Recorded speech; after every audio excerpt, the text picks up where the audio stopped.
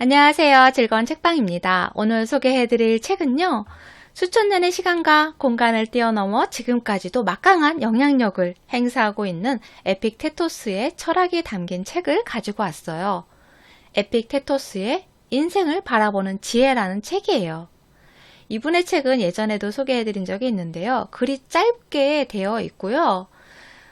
책이 두껍지 않아요. 그런데 그 짧은 글귀 안에 삶의 지혜와 그리고 현실적인 조언들이 담겨 있고 그 글이 정말 읽는 그 자체만으로도 그 단단함이 느껴져요. 글 안에서의 단단함이 느껴지고 그 단단함이 나에게까지, 읽는 사람에게까지 전해지는 그러한 느낌이었거든요. 그래서 저도 이분을 참 좋아하는데요. 이분이 자신이 추구하는 철학적 사상을 직접 삶에서 실천하면서 삶을 살았던 그런 분이세요. 그래서 참 현실적이면서도 그리고 또 실천하는 삶을 사셨기 때문에 이분을 존경하고 좋아하는 분들이 참 많이 계세요. 이분의 사상을 소개하기 위해서 한 사례를 소개를 해드릴게요. 혹시 스톡데일 패러독스라는 말을 들어보신 적이 있으신가요? 스톡데일 패러독스라고도 하고요. 합리적인 낙관주의 혹은 현실적 낙관주의라고도 그렇게 표현을 하는데요. 이 말이 어떻게 지어졌냐면요. 제임스 스톡데일이라는 미 해군 고위 장교가 있었어요. 이 사람이 월남전 당시 적진의 비행기가 추락하는 바람에 생포를 당하게 돼요. 이 사람과 이 사람 그 동료들이 여러 명이 생포를 당해서 포로가 되어서 7년 동안 감옥 생활을 하게 돼요. 정말 혹독한 고문을 겪고 안 좋은 상황에서 7년 동안 감옥 생활을 하게 되는데 그곳에서 유일하게 살아남은 사람이 제임스 스톡데일이라는 사람이에요. 그럼 다른 동료들은 어떻게 되었냐면요. 다 감옥 생활을 하다가 그것을 이겨내지 못하고 사망을 하게 돼요. 목숨을 잃게 돼요. 그럼 스톡데일은 어떻게 살아남을 수 있었냐면요. 혹독한 현실에 굴하지 않고 내가 지금 이 상황에서 할 수 있는 그리고 어떻게 해야지 이 상황을 버텨낼 수 있을까 그 현실적인 문제에 집중을 했다는 거죠. 그러한 정신, 끝까지 버텨내는 그러한 정신의 정신적 지주가 됐던 사람이 누구냐면요. 에픽테토스였다고 해요. 이렇게 암담하고 절망적인 힘든 상황에서 잘 이겨낼 수 있도록 정신적 지주가 되었던 에픽테토스의 철학에 대해서 지금부터 책 내용을 읽어드릴게요. 첫 번째로 읽어드릴 부분은 내 권한에 속하는 것들과 속하지 않은 것들에 대해 라는 부분이에요. 지금부터 책 내용을 읽어드릴게요. 세상사 가운데는 내 권한에 속하는 것이 있고 속하지 않는 것이 있다. 내 권한에 속하는 것은 사고, 노력, 바람, 혐오 등 우리가 하는 행위다. 내 권한에 속하지 않는 것은 육신, 재산, 명예, 통치 등 우리가 하는 행위가 아닌 것들이다. 내 권한에 속하는 것은 그 본질상 아무런 방해나 제약 없이 내 마음대로 할 수 있지만 내 권한에 속하지 않는 것은 타인의 소관이어서 허황되고 예속적이고 제약이 따른다. 그러므로 타인 소관이며 예속적인 것을 두고 내 뜻대로 할 수 있는 것인 양 착각한다면 제약을 받게 되고 좌절감과 비통함을 느끼게 되며 신이나 인간을 원망하게 된다. 하지만 내 소관과 남의 소관을 제대로 구분함으로써 바랄 것만 바란다면 그 누구로부터 강요당할 일도 방해받을 일도 누구를 원망하거나 비난할 일도 없고 하기 싫은 것을 억지로 해야 할 일도 없다. 누군가로부터 손해볼 일도 없고 누군가로 인해 괴로워할 일도 없으니 자연히 원수도 생기지 않는다. 겉으로 보기에 근사한 것이 있어 탐이 난다면 이것을 기억하라. 그러한 것들은 적당하게 노력한다고 다 가질 수 있는 것이 아니기에 어떤 것들은 완전히 포기해야 할 줄도 알고 어떤 것들은 현실을 위해 뒤로 제쳐놓을 줄도 알아야 하는 법이다. 내 뜻대로 가질 수 없는 것을 탐하거나 부귀영화를 바라는 마음이 들 때도 마찬가지다. 내 속 안에 속하지 않는 이러한 것들을 탐하고 쫓느라 내 속 안에 속하는 것들을 놓칠 수 있고 그로 인해 내게 진정한 자유와 행복을 가져다 줄 수 있는 것들도 정작 놓쳐버릴 수 있다. 뭐든 겉이 번지르르한 것을 보고 마음이 흔들릴 때마다 이것은 겉으로 드러난 모습일 뿐 완전한 실체가 아니라고 생각하는 습관을 만들어야 한다. 그 다음에는 자신이 신봉하는 원칙에 따라 따져봐야 한다. 제일 먼저 따져봐야 할 중요한 원칙은 이것이 과연 내 뜻대로 할 수 있는 것이냐 아니냐 이다. 만약 내 뜻대로 할 수 있는 것이 아니라면 내 이성으로 하여금 이것은 나와 아무 상관없는 것이라며 무시하도록 하라. 다음에 읽어드릴 부분은 내게 닥치는 모든 일을 기다리고 있었노라. 모든 일이 내가 원하는 대로 일어나게 하려고 애쓰는 대신 내게 닥치는 모든 일을 마치 기다리고 있었노라. 내게 닥치는 모든 일을 마치 기다리고 있었노라 하며 받아들이면 보다 평탄하게 세상살이를 할 수 있을 것이다. 그 어떤 시련도 결코 장애가 되지 못한다. 질병은 육신의 장애를 줄지언정 내 의지에는 장애가 되지 못한다. 절뚝거림은 다리에 장애가 될지언정 내 의지까지 절뚝거리게 하지는 못한다. 내게 닥치는 모든 시련을 이러한 태도로 받아들여라. 그렇게 하면 그 어떤 시련도 어떤 면에서는 장애가 되지만 나 자신의 본질적인 면에는 장애가 되지 못한다.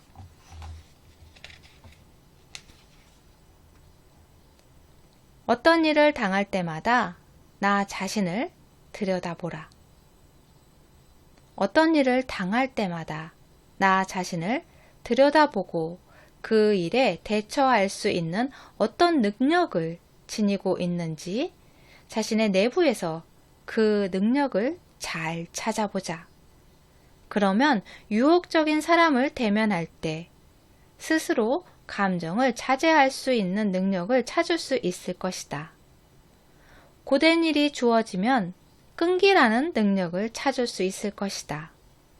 모욕을 당하면 참는 능력을 찾을 수 있을 것이다. 이런 자세가 습관화되면 아무리 혹독한 시련이라도 꿋꿋하게 견뎌낼 수 있을 것이다. 또 이번에 읽어드릴 부분은 그 어떤 징조도 요긴하게 받아들일 수 있음을 알자. 그 부분을 읽어드릴게요. 까마귀가 불길하게 울어댄다고 해서 그 느낌에 휘둘리지 말고 분별력을 발휘해. 이러한 것들은 나 자신뿐 아니라 내 육신, 내 재산, 명예, 자식 혹은 아내에게도 아무런 의미가 없다. 라고 자신에게 다 이르자. 내가 원하기만 한다면 그 어떤 징조도 요긴하게 받아들일 수 있다. 어떤 결과가 나오더라도 그 결과에서 뭔가 이로운 것을 얻어내는 것은 내 권한이기 때문이다. 라고 생각하자. 다시 한번 읽어드릴게요. 내가 원하기만 한다면 그 어떤 징조도 요긴하게 받아들일 수 있다. 어떤 결과가 나오더라도 그 결과에서 뭔가 이로운 것을 얻어내는 것은 내 권한이기 때문이다. 네, 이렇게 생각하자. 다른 사람으로 인해 내가 못난 사람이 될 수 없다. 이 부분을 읽어드릴게요. 나는 사람들의 인정도 받지 못한 채 그냥 하찮은 존재로 살아갈 것이다. 라는 생각으로 우울해하지 말라. 사람들의 인정을 받지 못한 것을 잘못된 삶으로 여겨서는 안 된다. 다른 사람의 행위로 인해 내가 부끄러운 인간이 될 수 없듯이 다른 사람으로 인해 내가 못난 사람이 될 수는 없는 것이다. 삶의 목적이 높은 지위에 오르거나 화려한 만찬에 초대되는 것인가? 절대 아니다. 그렇다면 어떻게 높은 지위에 오르지 못하고 화려한 만찬에 초대받지 못했다고 해서 인정받지 못하는 하찮은 인간이라고 한탄할 수 있겠는가? 자신의 능력으로 해낼 수 있는 일, 내가 가치 있는 존재가 될 수 있는 일에서만 꼭 필요한 사람이 된다면 어떻게 이것을 인정받지 못하는 하찮은 존재라고 할 수 있겠는가?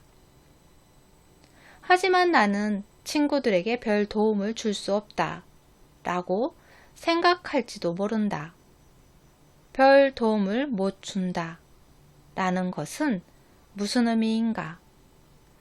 친구들은 나에게서 돈 한 푼도 얻어갈 수 없고 그들을 로마의 시민으로 만들어 줄 수도 없다는 의미일 것이다. 하지만 이러한 것들이 다른 사람이 해야 할 몫이 아니라 내 권한에 속하는 것이라고 착각하지 말라. 자신이 갖지 못한 것을 다른 사람에게 줄 수 있는 사람이 누가 있겠는가? 하지만 만약 그러한 것들을 얻으면 친구와 나눌 수 있지 않겠는가 하고 생각할 수 있다. 만약 내 명예와 자존심을 그대로 간직한 채 이러한 것들을 얻을 수 있는 방법이 있다면 내게 가르쳐 달라. 내가 그러한 것들을 획득하겠다. 하지만 그러한 것들을 위해 내가 지닌 선함을 포기해야 한다면, 그래서 떳떳하지 못한 것을 얻게 된다면 이 얼마나 바보 같고 비이성적인 것인지 생각해보라. 더구나 돈과 믿음직하고 자랑스러운 친구 사이에 어느 것을 갖길 원하는지 생각해보라. 따라서 이러한 것들을 포기하게 만들지도 모르는 것들을 기대하지 말고 선한 품성을 지닐 수 있도록 노력하는 편이 낫다. 하지만 조국을 위해 뭔가 도움이 되어야 하지 않겠는가 라고 생각할 수도 있다. 여기서 말하는 뭔가 도움을 준다 라는 것은 무엇을 의미하는가? 분명 그것은 건물이나 공중 목욕탕을 만들어 바치는 것은 아닐 것이다. 그렇다면 무엇을 의미하는가? 대장장이가 신발을 만들어 바치거나 구두 수선공이 무기를 만들어 바치는 것도 아니다. 모든 사람이 자신의 맡은 임무를 충분히 잘 수행하는 것으로 충분하다. 애국심 강하고 훌륭한 시민을 한 사람 더 나라에 바치면 그것이 바로 나라에 도움을 주는 것이 아니겠는가. 하지만 나라에서 내가 있을 자리는 어디인가 라고 생각하는가? 나라에 충성하고 존중하는 마음을 지니며 지킬 수 있는 자리면 어떤 자리든 상관없다. 그러나 나라에 도움이 되고자 한다는 핑계로 충성심과 존중심을 상실하고 부끄러운 줄 모르고 의리도 없는 자가 되고 만다면 나라에 아무런 도움도 되지 않는다. 다음에 읽어드릴 부분은 남의 장단에 놀아나도록 내 마음을 맡기지 말라라는 부분이에요. 누가 내 몸을 아무 사람에게나 줘버린다면 분명 화가 날 것이다. 그런데 정작 나는 자신의 마음을 아무 경우에나 남의 장단에 놀아나도록 맡겨버리면서 누군가에게 모욕을 당하면 마음의 평정을 잃어버리니 이 얼마나 수치스러운 일인가. 이번에 읽어드릴 부분은 나를 모욕하는 사람에게 보다 너그러워질 수 있다. 그 부분을 읽어드릴게요.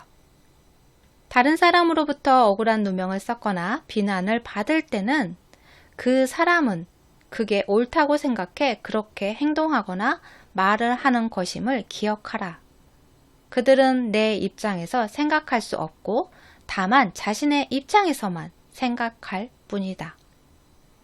그들이 보기에 잘못이라고 생각되면 그들은 피해의식을 가지게 되고 결과적으로는 자기 자신을 기만한 셈이 된다. 누가 어떤 진실을 두고 거짓이라고 여긴다면 그로 인해 손해를 보는 것은 그 진실이 아니라 거짓이라고 여긴 사람 자신이기 때문이다. 이런 식으로 생각해보면 나를 모욕하는 사람에게 보다 너그러워질 수 있다. 그런 일이 있을 때마다 그 사람의 입장에서는 그렇게 보였나 보다. 그 사람의 입장에서는 그렇게 보였나 보다 하고 받아들일 수 있기 때문이다. 마지막으로 읽어드릴 부분은 보다 나은 인간이 되기 위해 노력하고 또 노력하라. 그 부분을 읽어드릴게요. 더는 지체하지 말고 지금부터 당장 인간으로서 최고의 존엄과 가치를 실현하고 이성에 반하는 행동은 절대 삼가는 일에 착수하라. 이미 우리에게 주어진 철학 원칙은 잘 알고 있다. 그런데도 아직까지 어떤 스승을 기다리며 자신의 잘못된 점을 고치는 일을 미루기만 하고 있을 것인가. 당신은 이제 아이가 아니라 다 큰 성인이다. 주의를 기울이지 않고 게으름을 피우며 언제나 자신의 발전을 다음 날, 또 다음 날 하며 미루기만 한다면 결코 더 나은 인간이 되지 못하고 살아서나 죽어서나 속인을 벗어나지 못할 것이다. 자신의 삶을 소중히 여기고 성숙한 성인으로서 발전하라. 최고선으로 보이는 것은 모두 위반할 수 없는 법칙으로 여겨라. 그러는 가운데 힘들거나 즐겁거나 혹은 명예스럽거나 불명예스럽거나 그러한 일에 부딪힌다 하더라도 지금 나는 더 이상 지체할 수 없는 경기에 참여 중이며 단 한 번의 처신으로 그 성패가 결정날 수 있다 라고 여겨라. 소크라테스는 매사에 보다 나은 인간이 되기 위해 노력했으며 오로지 이성만을 따름으로써 완벽한 상태에 이르렀다. 비록 당신은 아직 소크라테스와 같은 철인이 되지 못했지만 최소한 소크라테스와 같은 철인이 되고자 노력할 수 있다. 네, 여러분 삶에 도움이 되는 글이었으면 좋겠어요.